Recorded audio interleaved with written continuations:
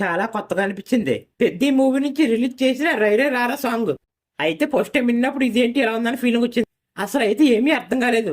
అలా 2-3 సార్లు విన్నప్పుడు పూర్తిగా ఎక్కేసింది భయ్య. సాంగ్ లో ఏదైనా పాజిటివ్ ఉందంటే అది సాంగ్ రిలిక్స్ భయ్య. నిజంగా సాంగ్ అయితే నాకు విన్న ప్రతిసారి చాలా కొత్తగా అనిపించింది. అయితే సాంగ్ మొత్తం విన్నాక ఇది ఒక ఇంట్రడక్షన్ సాంగ్ అనిపిస్తుంది నాకైతే.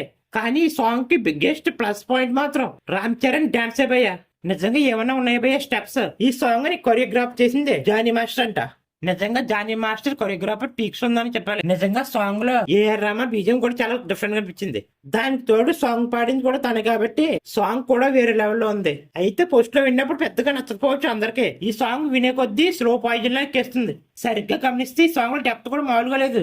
ఇప్పటి వరకు ఈ పెద్ద మూవీ నుంచి వచ్చిన ప్రతి అప్డేట్ మూవీ మీద ఐపీని పెంచుకుంటూ పోయింది.